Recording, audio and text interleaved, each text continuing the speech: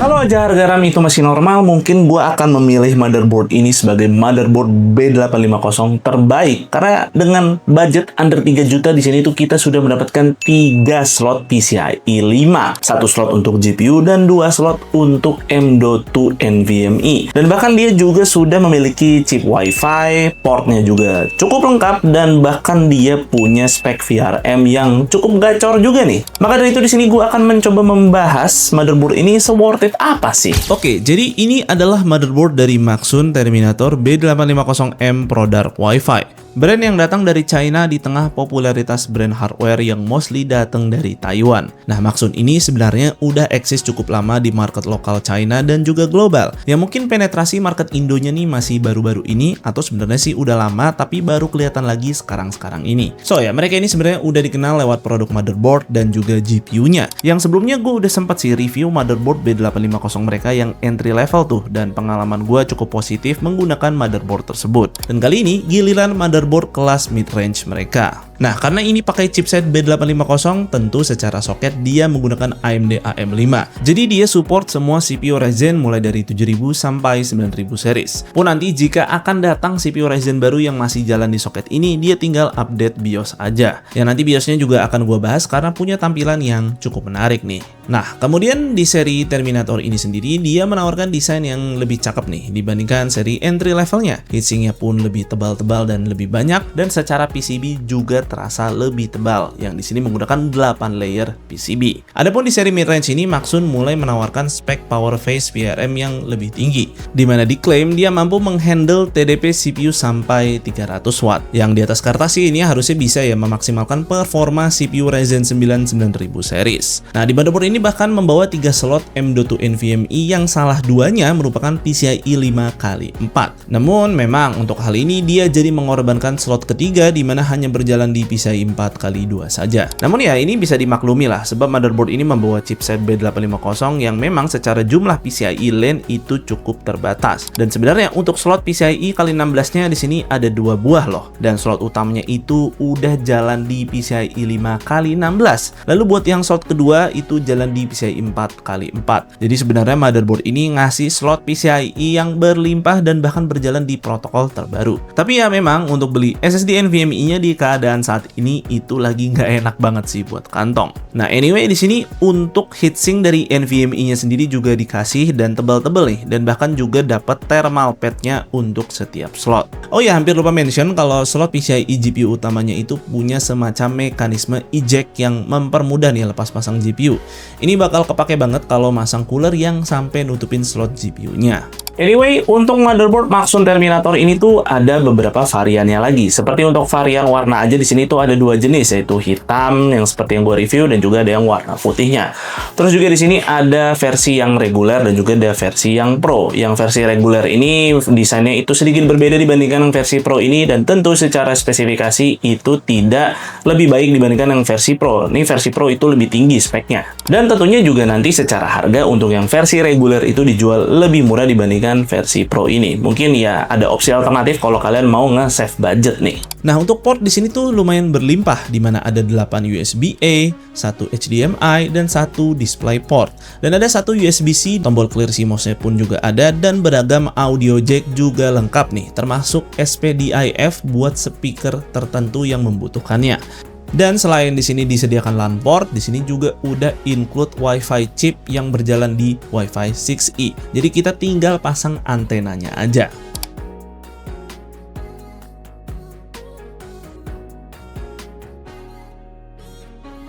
Lalu kemudian untuk software, dia di sini cuman ada software RGB aja, yang secara tampilan sih mungkin terlihat sederhana, tapi secara fungsi ini bener-bener bagus, dan bahkan dia sampai bisa detect GPU brand lain. Yang di sini tuh gue lagi pakai GPU Asus TUF GeForce RTX 5060 Ti. Itu lampu RGB dari GPU ini ternyata bisa works dan sinkron ya dengan software motherboard Maxsun ini. Nah, kalau mau setting-setting fitur motherboardnya di sini sayangnya tidak difasilitasi software. Jadi kita nih harus masuk ke BIOS dulu kalau mau serba otak-atik fitur motherboardnya. Dan untuk tampilan BIOSnya sendiri dia ada pembaruan nih, di mana mereka menyebutnya PTM UI. Yang kalau di motherboard Maxun sebelumnya itu punya tampilan BIOS yang menurut gua sih agak kurang ramah untuk user awam.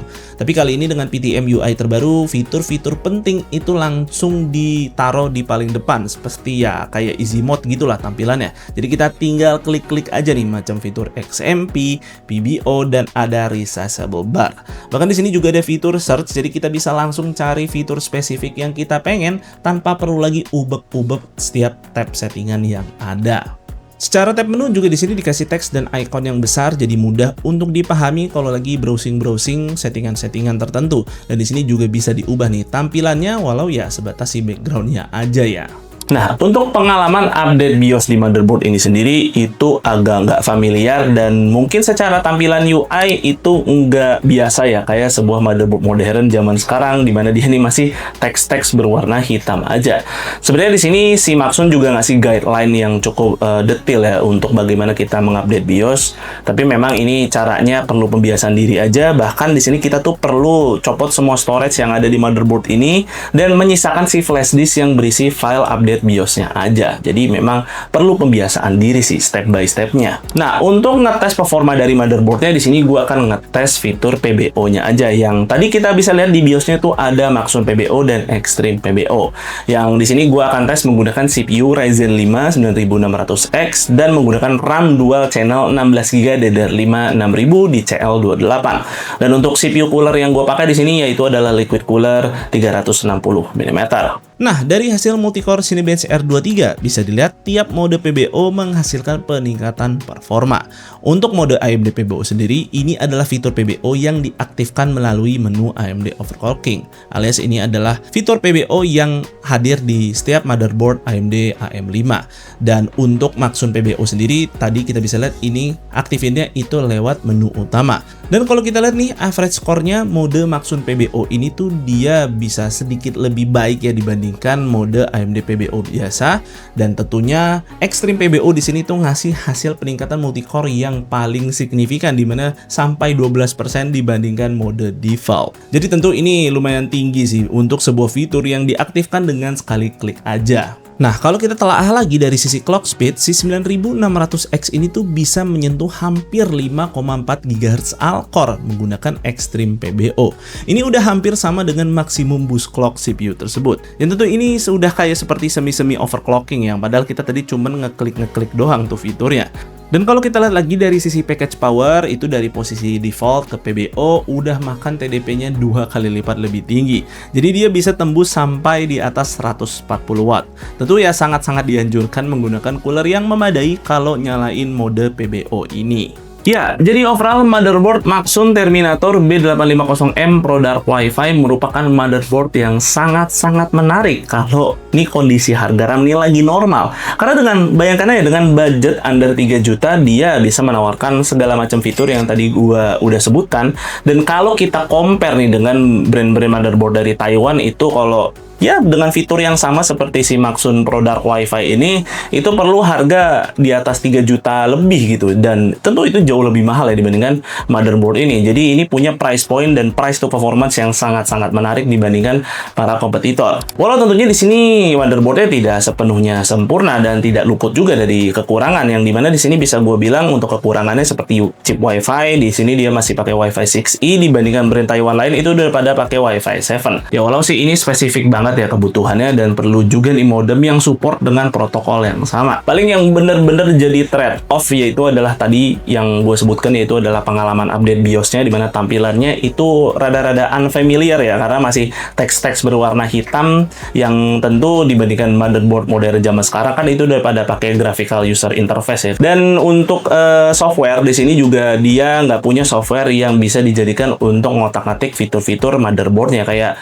one stop software gitulah yang kalian mungkin udah familiar di motherboard brand Taiwan ya, itu kan mereka punya tuh software kayak gitu. Di sini cuma ada software untuk mengatur RGB-nya doang. Dan kalau kalian mau ngotak-atik fitur dari motherboard ini ya satu-satunya cara adalah masuk ke menu BIOS. Tapi sekali lagi di sini juga Maxun udah masang harga motherboardnya itu jauh sekali di bawah motherboard brand-brand Taiwan dengan spesifikasi yang sama seperti motherboard ini. Jadi ya menurut kalian apakah itu trade off yang fine-fine aja seharusnya? Dan untuk masa garansi di sini Maxsun dihandle oleh PT Adiraja Teknologi Nusantara, yaitu selama 3 tahun, dan itu bisa one-to-one replacement. Jadi untuk yang megang garansinya ini satu payung tuh sama brand Kio Indonesia. Dan mungkin sih segitu dulu aja untuk videonya kali ini. Semoga video ini bermanfaat buat kalian. Gue Fadil dari Sukaiti, pamit undur diri. See you on the next video.